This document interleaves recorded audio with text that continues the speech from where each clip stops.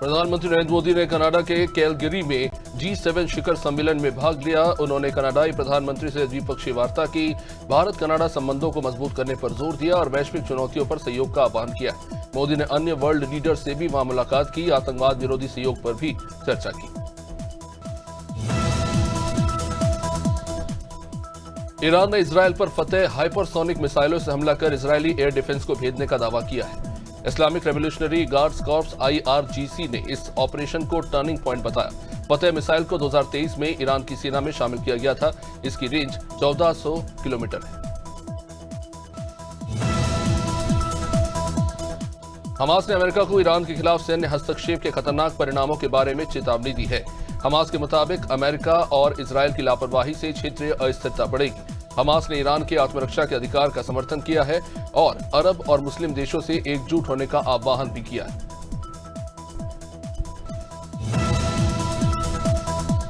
Iran के supreme leader अयतुल्ला Khamenei ने मंगलवार देर रात ऑफिशियल सोशल मीडिया हैंडल पर लिखा कि जंग शुरू होती है, हम आतंकी यहूदी शासन को कड़ा जवाब देंगे, उन पर कोई दया नहीं दिखाई जाएगी। इस ऐलान के बाद ईरान ने इजरायल पर कुल 25 मिसाइलें दागी हैं।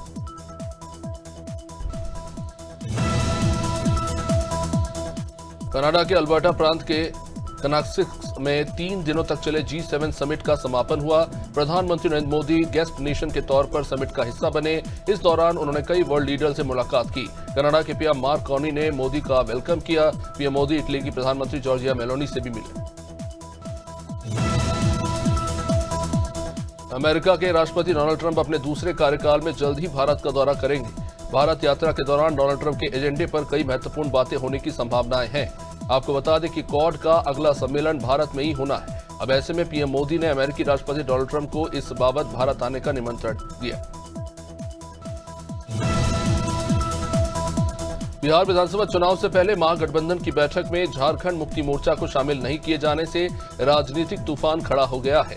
झारखंड मुक्ति मोर्चा ने अपनी नाराजगी जाहिर करते हुए बिहार में चुनाव लड़ने का ऐलान किया है। आरजेडी ने कहा कि उचित समय पर विचार किया जाएगा, जबकि बीजेपी ने इस घटना पर व्यंग्य किया।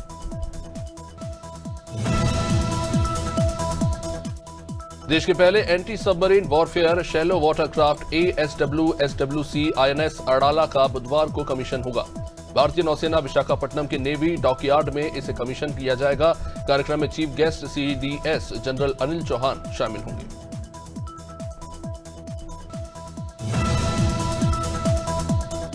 मुंबई पुलिस ने मंगलवार को रैपिडो और उबर बाइक टैक्सी पर धोखाधड़ी का मामला दर्ज कर दिया है। रीजनल ट्रांसपोर्ट ऑफिस RTO ने कंपनियों पर राज्य सरकार की अनुमति के बिना अवैध रूप से ट्रांसपोर्ट सर्विस देने के आरोप पर शिकायत दर्ज कराई है।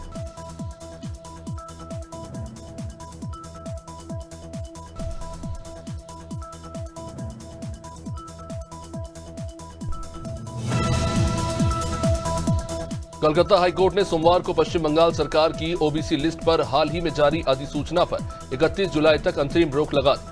जस्टिस तपव्रत चक्रवर्ती और जस्टिस राजा शेखर मंथा की बेंच ने OBC श्रेणी के तहत चुनौती देने वाली याचिकाओं पर सुनवाई करते हुए अंतरिम आदेश पारित किया।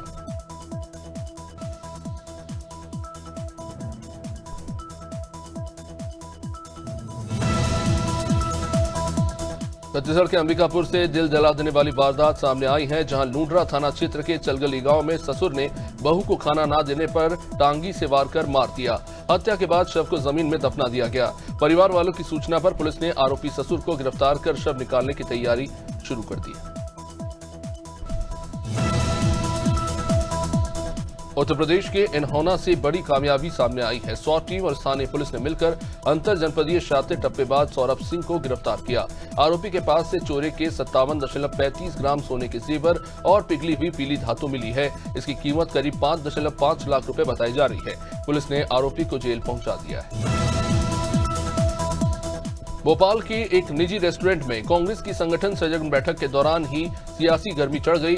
विधायक आरिफ मसूद और नेता सैयद सादिद अली के समर्थकों के बीच ही जमकर झगड़ा हो गया।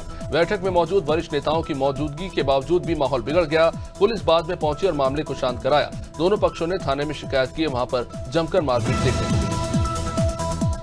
बुलंदशहर के कानपुर क्षेत्र के परवाना महमूदपुर गांव में उस वक्त अफरा तफरी मची जब खाना बनाते समय गैस सिलेंडर ब्लास्ट कर गया।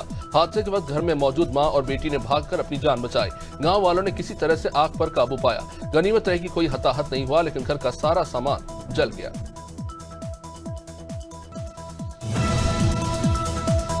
धमतरी की लीलर रेत खदान में अवैध खनन पर कार्रवाई की कुछ देर बाद ही माफिया के गुर्गों ने एक युवक पर चाकू से हमला कर दिया। इससे वो गंभीर रूप से घायल हो गया। पुलिस ने 4 आरोपियों को पकड़ा है, लेकिन मुख्य आरोपी थाने से फरार है। इससे पुलिस की कार्यशैली पर ही सवाल उठ रहे हैं।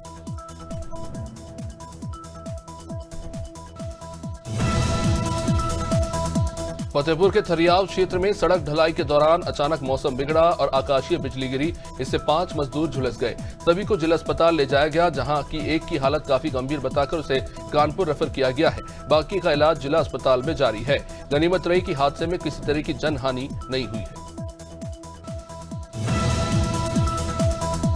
फतेहपुर के पटेल नगर चौराहे पर भगवान राम को गाली देने के आरोप में बजरंग दल कार्यकर्ताओं ने एक विशेष समुदाय के युवक की पिटाई कर दी। उसे हनुमान मंदिर ले जाकर तिलक भी लगवा दिया और माफी भी मंगवाई। युवक पर सोशल मीडिया में अभद्र टिप्पणी करने का आरोप है। पुलिस ने कहा कि मामला संज्ञान में आने पर कार्रवाई की जाएगी। गाजीपुर के टोडरपुर गांव में पारिवारिक जमीन विवाद के बीच पंचायत के दौरान ही फायरिंग हो गई। गोली लगने से राम बाबू यादव और पीयूष यादव गंभीर रूप से घायल हो गए। इन्हें वाराणसी रेफर किया गया है। आरोपियों में शामिल दिनेश यादव और उसका साथी मौके से फरार हो गए। पुलिस ने फिलहाल मामला दर्ज कर इस केस में जांच शुरू कर दी है।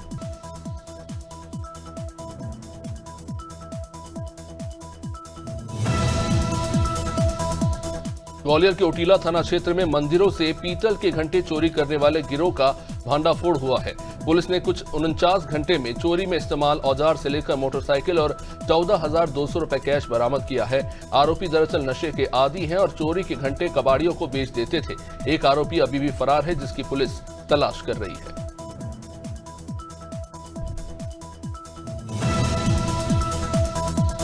जबलपुर के रानी दुर्गावती विश्वविद्यालय में एनएसयूआई ने भ्रष्टाचार और छात्र विरोधी नीतियों के विरोध में उग्र प्रदर्शन किया।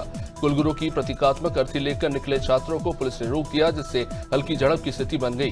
गेट पर अर्थी दहन कर इस्तीफे की मांग की गई।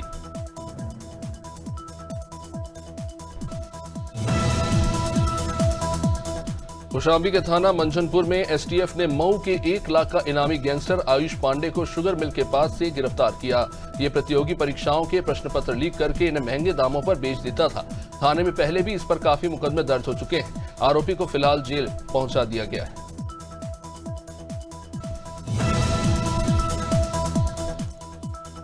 बिरदुना कोतवाली में साल 2024 में फर्जी मामले में जेल में बंद अश्विनी यादव को फंसाने वाले इंस्पेक्टर भोला प्रसाद, सैफई मेडिकल कॉलेज के सीएमओ विवेक चौधरी समेत कुल 3 लोगों के खिलाफ कोर्ट के आदेश पर अब मुकदमा दर्ज हो चुका है। पिता देवेंद्र सिंह ने न्याय के लिए पैरवी की थी। 18 महीने के बाद अब जाकर राहत मिली।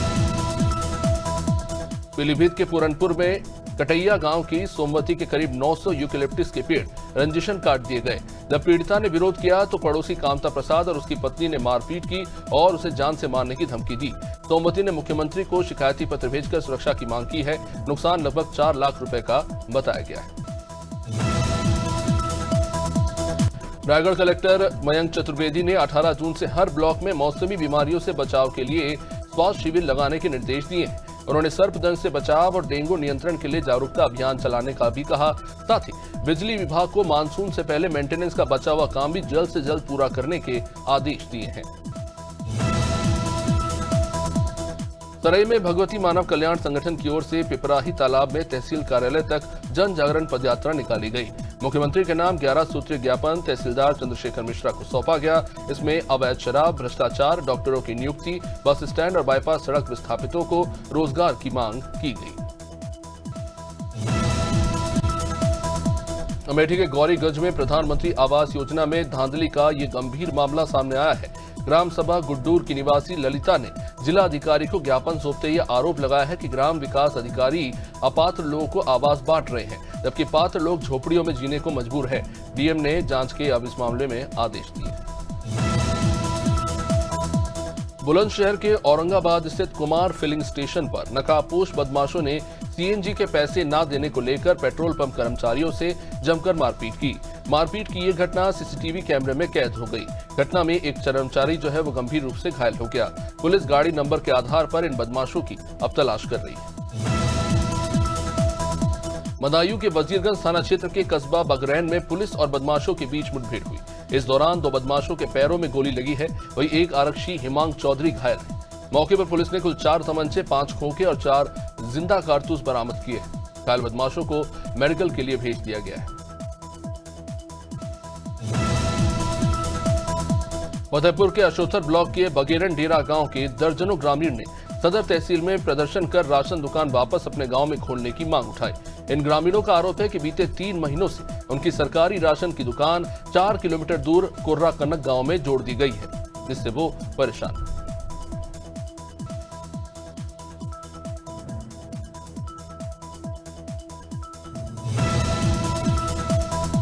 खागा के नौबस्ता स्थित हनुमान मंदिर में प्रसाद को लेकर दबंगों ने पुजारी और बेटे को ही पीट दिया। 2 लड्डू अधिक निकालने पर विवाद इतना ज्यादा बढ़ जाएगा किसी ने सोचा भी नहीं था। महिला भक्तों से भी अभद्रता की गई। दबंगों की करतूत वहां लगे सीसीटीवी में कैद हो गई। पीड़ित महिला ने पुलिस में शिकायत कर अब इस मामले में कार्रवाई की मांग की है।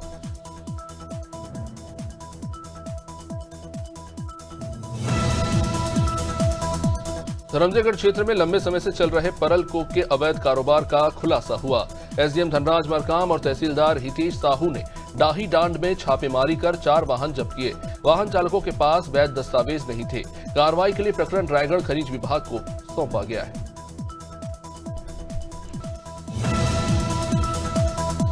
धर्मजयगढ़ के कापू थाना क्षेत्र में जमीन विवाद को लेकर 2 पक्ष आमने सामने आ गए। आदिवासी युवक ओमेगा भगत और प्रतिपाल भाटिया के बीच में कहासुनी के दौरान एक पक्ष ने बंदूक लहराकर माहौल बिगाड़ने की कोशिश की। दोनों पक्षों ने कापू थाने में शिकायत दर्ज कराई है। पुलिस ने मामला दर्ज कर जांच शुरू कर दी है। सुल्तानपुर में भाजपा के पूर्व मंडल कोषाध्यक्ष का महिलाओं से अश्लील बातचीत करने का एक ऑडियो सामने आया है। इससे पार्टी की काफी फजीहत हुई है। भाजपा नेता ने इसे विपक्षी दलों की साजिश बताया और मामले की जांच के लिए कोतवाली में शिकायत की है। पुलिस ने एफआईआर दर्ज कर इस मामले में जांच शुरू कर दी है। उन्नाव के गंगा घाट कोतवाली क्षेत्र में आजाद नगर की रेखा ने अपने गर्दन पर चाकू से वार कर आत्महत्या करने की कोशिश की। मानसिक रूप से अस्वस्थ बेटे के साथ रहती रेखा आर्थिक तंगी और बीमारी से लगातार जूझ रही है। हालत नाजुक होने पर उन्हें अब जिला अस्पताल में भर्ती कराया गया है। पुलिस अब इस मामले को लेकर जांच कर रही है। विदिशा के उदयगिरी पहाड़ियों पर तेंदुए की सक्रियता से स्थानीय लोग और गौशाला प्रबंधन काफी चिंतित है। वन विभाग ने तेंदुए की पुष्टि भी कर दी है। बछड़ों को सुरक्षित स्थानों पर शिफ्ट किया गया है। सुरक्षा तो बढ़ाई गई है, ग्रामीणों से भी सतर्क रहने की अपील की जा रही है। मुआवजे की व्यवस्था भी अब प्रशासन के द्वारा की गई। बस्ती के लालगंज थाना क्षेत्र के पलिया गांव की 20 साल की युवती उजमा का संदिग्ध परिस्थितियों में निधन हो गया। परिवार वालों ने उसे संत कबीर नगर के सोनहन गांव के कब्रिस्तान में दफनाया। पुलिस ने कब्र से शव बरामद कर अब इसे फिर से पोस्टमार्टम के लिए भेजा है। जांच में परिवार वालों के बयानों में विरोधाभास सामने आया है। शिवपुरी के माधव नेशनल पार्क को हाल ही में टाइगर रिजर्व घोषित किया गया है। पार्क में अब कुल 6 बाघ हो गए हैं। 17 जून को साउथ रेंज के 3 नंबर गेट के पास एक बाघ देखा गया।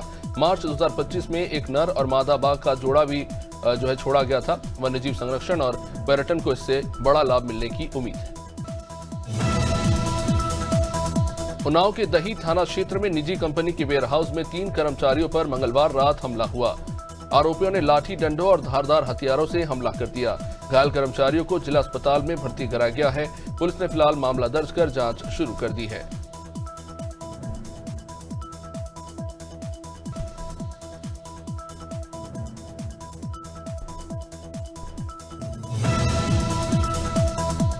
बुलंदशहर के जहांगीराबाद क्षेत्र में देर रात एक तेज रफ्तार कार पुलिया से टकरा गई, जिससे कार में आग लग गई। हादसे में कार सवार 5 लोगों की मौके पर मौत हो गई, जबकि एक महिला गंभीर रूप से घायल हो गई। सभी लोग बदायूं के सहसवान से शादी समारोह के बाद दिल्ली लौट रहे थे। सूचना मिलते ही पुलिस वहां पहुंची और घायल महिला को अस्पताल पहुंचाया गया।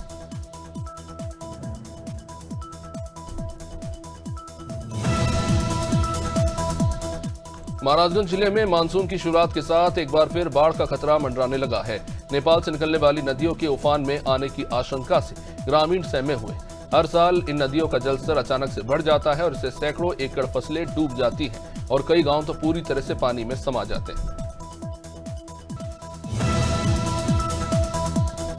हफ्ते के तीसरे कारोबारी दिन आज यानी 18 जून को सेंसेक्स 50 अंक गिरकर 81,520 के स्तर पर कारोबार कर रहा है। निफ्टी में करीब 10 अंक की तेजी जरूर है, ये 24,850 के स्तर पर है।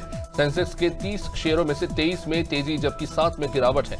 अडानी पोर्ट्स, एनटीपीसी और कोटक महिंद्रा बैंक में 1% की गिरावट है। चांदी आज अपने ऑल टाइम हाई पर पहुंच चुका है। IBJA के अनुसार इसकी कीमत 2,400 बढ़कर अब 1,09,000 प्रति किलो हो चुकी है। वही सोने के दाम में आज थोड़ी सी गिरावट रही। सोना 226 रुपए गिरकर 99,147 प्रति 10 ग्राम पर आ चुका है। इससे पहले सोना 99,373 पर पहुंच गया। मुंबई पुलिस ने रैपिडो और उबर बाइक टैक्सी पर धोखाधड़ी का केस दर्ज किया है। रीजनल ट्रांसपोर्ट ऑफिस ने कंपनियों पर राज्य सरकार की अनुमति के बिना अवैध रूप से ट्रांसपोर्ट सर्विस देने के आरोप में शिकायत दर्ज कराई है। दोनों कंपनियों के खिलाफ मोटर व्हीकल एक्ट की धाराओं के तहत मामला दर्ज किया गया है। अप्रैल में आरटीओ ने रैपिडो को इस मामले में नोटिस भी जारी किया था। आरिस इंफ्रा सॉल्यूशंस का आईपीओ आज यानी 18 जून को ओपन हो चुका है। निवेशक इसके इशू के लिए 20 जून तक बिडिंग कर सकेंगे। 25 जून को कंपनी के शेयर बॉम्बे स्टॉक एक्सचेंज और नेशनल स्टॉक एक्सचेंज पर लिस्ट हो जाएंगे। इस इशू के जरिए कंपनी टोटल 499 करोड़ जुटाना चाहती है। कंपनी इशू में 2.25 करोड़ फ्रेश शेयर जारी करेगी। अमेरिकी राष्ट्रपति डोनाल्ड ट्रंप की दवाओं पर टैरिफ लगाने वाले बयान के कारण भारत की फार्मा कंपनियों के शेयर में 4% तक गिरावट आई है। ट्रंप ने कहा है कि वे जल्द ही दवाओं के आयात पर भी भारी भरकम टैरिफ लगाने जा रहे हैं। इस बयान के बाद निफ्टी फार्मा इंडेक्स 2% टूटकर 21,600 के स्तर पर जा गिरा। तेज गेंदबाज जसप्रीत बुमराह टेस्ट मैच में कप्तानी को लेकर अब बड़ा बयान आया है। बुमराह ने कहा कि मैंने कप्तानी के लिए बीसीसीआई और सेलेक्टर्स को मना किया था। इसमें कोई फैंसी कहानियां नहीं है, कोई विवाद नहीं है या कोई हेडलाइन वाला बयान नहीं है कि उन्हें बर्खास्त कर दिया गया है या उनकी तरफ नहीं देखा गया। रोहित शर्मा के संन्यास के बाद कई पूर्व क्रिकेटर्स ने बुमराह को कप्तान बनाने का समर्थन किया था। भारत के पूर्व कोच रवि शास्त्री ने 20 जून से इंग्लैंड के खिलाफ हेडिंग्ले में शुरू होने वाले पहले टेस्ट मैच के लिए अपनी पसंदीदा भारतीय प्लेइंग 11 बताई है। उन्होंने आईसीसी रिव्यू में कहा कि साई सुदर्शन को डेब्यू करवाना चाहिए और उन्होंने पहले मैच में साई को तीसरे नंबर पर उतारने का भी सुझाव दिया। उन्होंने करुण नायर को 5वें नंबर पर खिलाने की वकालत की। आईसीसी की विमेंस वनडे बैटर्स रैंकिंग में भारत की स्मृति मंधाना टॉप पर पहुंच गई हैं। वे साउथ अफ्रीका की लॉरा वॉलवॉट और इंग्लैंड की नैटली सिवर को पीछे छोड़कर नंबर 1 पर पहुंच चुकी हैं। मंधाना 5 साल बाद नंबर 1 बैटर बनी है। वे 2019 में आखिरी बार इंग्लैंड के खिलाफ सीरीज खत्म होने के बाद टॉप पर पहुंची थी। लखनऊ सुपर जायंट्स की स्पिनर दिग्विजय राठी एक बार फिर चर्चा में है। टीम के मालिक संजीव गोयनका ने 16 जून को अपने सोशल मीडिया हैंडल पर उनका एक वायरल वीडियो शेयर किया, जिसमें राठी ने एक लोकल मैच में लगातार 5 गेंदों पर 5 विकेट झटके। राठी ने अपनी लेग स्पिन से 4 बल्लेबाजों को बोल्ड किया और एक को एलपीडब्ल्यू आउट किया।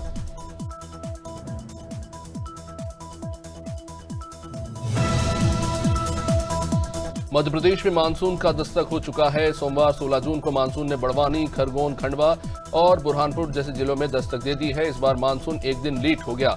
दरअसल मध्य प्रदेश में मानसून के प्रवेश की सामान्य तारीख 15 जून है, लेकिन इस बार थोड़ी देरी देखने को मिली है।